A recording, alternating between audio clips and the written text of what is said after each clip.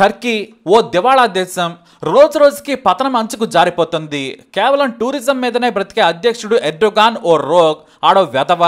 భారత్ అంటే నిలువెల్లా విషమే. కశ్మీర్ గురించి అయితే విషం చిమ్మాడు.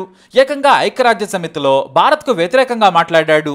వాడి దేశం గురించి వాడు మాట్లాడుకోవాలి, కానీ మాట్లాడ్డు. దేశాన్ని నియంతలా పాలిస్తున్న ఈ కుక్కకు మనం ఎంతో సాయం చేశాం. 2023లో భారీ భూకంపం వచ్చినప్పుడు మొదట సాయం ప్రకటించింది భారతదేశం. ఏకంగా $10 మిలియన్ పైగా విలువైన మందులు, ఆహారం పంపించాం. డాక్టర్లను కూడా ఇక్కడి నుంచే పంపించాం. సైనిక చర్యల్లో సాయం అందించే దళాలను కూడా పంపాం. వేల మందిని ఆదుకున్నాం. అంతెందుకు, మన డాక్టర్ చేసే ట్రీట్మెంట్కు టర్కీ వాసులు ఖుషి అయ్యారు. ప్రతి దానికి ఓ మెడిసిన్ ఇస్తూ ఖచ్చితమైన ట్రీట్మెంట్ చేస్తూ మనసులను గెలుచుకున్నారు మన ఇండియన్స్. నాడు టర్కీ ప్రజలు మన డాక్టర్లకు చేసిన సేవలకు భారత్కు దండాలు పెట్టారు. కానీ ఈ కుక్క ఎర్డోగాన్ చేసింది ఏంటంటే మనకు వ్యతిరేకంగా మాట్లాడటమే కాదు, పాకిస్తాన్కు భారీగా ఆయుధాలు పంపించాడు నీచుడు. వాస్తవానికి టర్కీ అడగక ముందే మనం సాయం ప్రకటించడం తప్పు. వాడొక వెధవ అని తెలిసిన తర్వాత, పదే పదే వెధవాని నిరూపించుకున్న తర్వాత మనం సాయం అందించడం మనదే తప్పు. మన ప్రభుత్వం కూడా అతిగా స్పందిస్తోంది. ఎక్కడ ఏం జరిగినా కూడా మనమే పంపుతాం.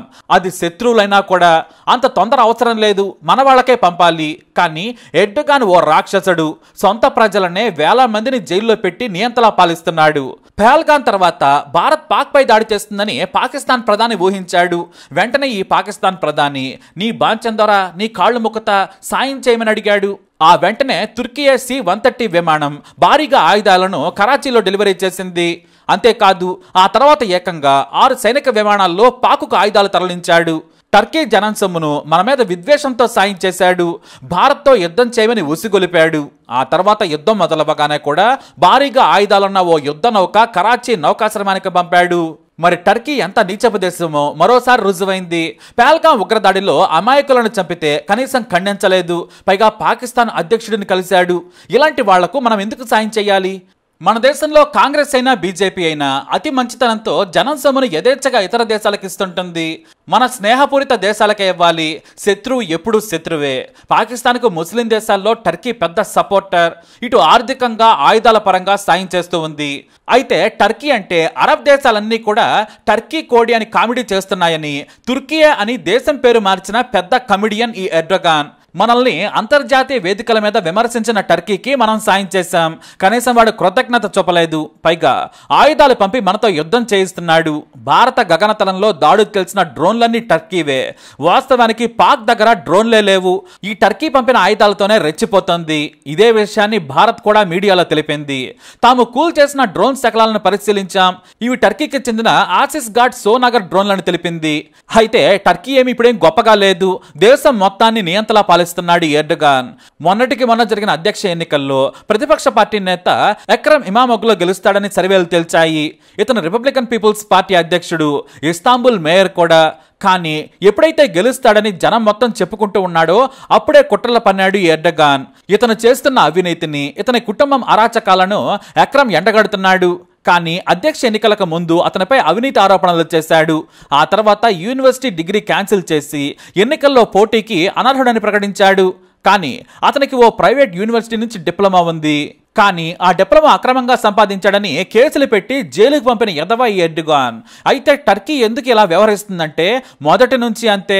1970లో కూడా పాకిస్తాన్కు తోడుగా ఓ యుద్ధ నౌకను పంపింది. కానీ దాన్ని వెంటనే మన సైన్యం పేల్చేసింది. ఆ దేశ సైనికులు కూడా చనిపోయారు. మరోసారి ఈ ఏరియాల్లో కనిపిస్తే తొక్క తెస్తామని హెచ్చరించారు. అంతే, నాటి నుంచి మళ్లీ కనిపించలేదు. ఇక ముస్లిం దేశాలన్నింటికీ కూడా తానే పెద్ద అనిపించుకోవాలనేది టర్కీ కోరిక. ఎర్డోగాన్కు అదో పిచ్చి. కానీ అతన్ని చీప్ గా చూస్తాయి అరబ్ దేశాలు. తన దగ్గర న్యూక్లియర్ బాంబులున్నాయి, నేనే ముస్లిం దేశాలకు పెద్ద, వాళ్ళ దగ్గర డబ్బులు ఉండొచ్చు కానీ నా దగ్గర ఆయుధాలున్నాయని చెప్పుకోవటం వీళ్ళకంతా అలవాటు. ఇక తన భేద పరిస్థితికి టర్కీ దగ్గర ఊడిగం చేయటం పాక్కి అలవాటు. బానిసలా ఎర్డోగాన్ ముందు చేతులు కట్టుకొని పాకిస్తాన్ ప్రధానులు నిలబడతారు. దీంతో ఈ బానిస కుక్కలు నా కిందే ఉన్నారని సాయం చేయటం ఎర్డోగాన్కు అదో సరదా. మొదటి నుంచి పాక్కు మద్దతుదారు టర్కీ. తరాలు మారిన అదే బుద్ధి. అయితే ముస్లిం దేశాలకు తాము పెద్ద అనిపించుకోవాలనే కోరికను అరబ్ దేశాలు ఏనాడో కట్ చేసేశాయి. మా దగ్గర డబ్బుంది, ప్రపంచం మా వల్లే నడుస్తోంది, పైగా మీరు అల్లాను మొక్కాలన్నా మా దగ్గరకే రావాలని తొడగొట్టడం స్టార్ట్ చేశాయి. దీంతో ఎవరికి వాళ్ళు ముస్లిం దేశాల్లో తాము గొప్ప అంటే తామే గొప్ప అనుకున్నారు. అంతెందుకు జైలు పాలైన పాక్ మాజీ ప్రధాని ఇమ్రాన్ ఖాన్ అతి చేశాడు.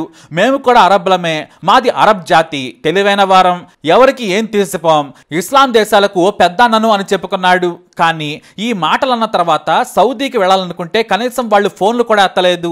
ముందు వీసాకి అప్లై చేసుకోమని చెప్పారు. వీసా ఇస్తే చెకింగ్ తర్వాత రాణిస్తాం, కానీ ప్రధానిగా ప్రోటోకాల్తో వస్తామంటే తంతామని మొహం మీద చెప్పేశారు.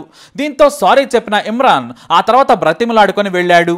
మరసలు ఎందుకు వెళ్ళాడంటే కాస్త లోన్ డబ్బులు ఇవ్వమని. అలా డబ్బులు తెచ్చుకున్న బెకారీ దేశం పాకిస్తాన్. ఇప్పుడు మన దేశానికి వ్యతిరేకంగా కుట్రలు చేసినా పీకేదేమీ లేదు. ఇప్పుడు చైనా కూడా పాకిస్తాన్కు వంత పాడుతోంది. పాకిస్తాన్కు తామిచ్చే J-17తో భారత్కు చెందిన 2 యుద్ధ విమానాలు కూల్చేశామని ప్రకటించింది. ఇదే వార్తను మన శత్రు దేశాలైన అజర్బైజాన్ కూడా రాసింది. ఇక బుద్ధి లేని రాయిటర్స్ కూడా క్యారీ చేసింది. పోనీ ఆధారాలు చూపించండి, కూలిన జెట్ ఫైటర్స్ ఫోటో అయినా పెట్టమంటే పెట్టరు. ఎందుకంటే పాక్ తప్పుడు ప్రచారానికే పెద్ద బ్రాండ్ అంబాసిడర్ కాబట్టి. సైన్యంతో యుద్ధం చేయలేని పాక్ మన పౌరుల మీద దాడులు చేస్తోంది. మనం విధ్వంసం చేసిన ఫోటోలను కూడా చూపించుకోలేని పిరికి దేశం పాకిస్తాన్. ఈసారి పాకిస్తాన్కు మూడినట్టే.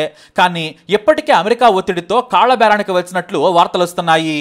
అయినా సరే ప్రపంచ దేశాల ముందు పోజు కొడుతుంది పాకిస్తాన్. ఇండియా అంటేనే యూగోకపోతుంది.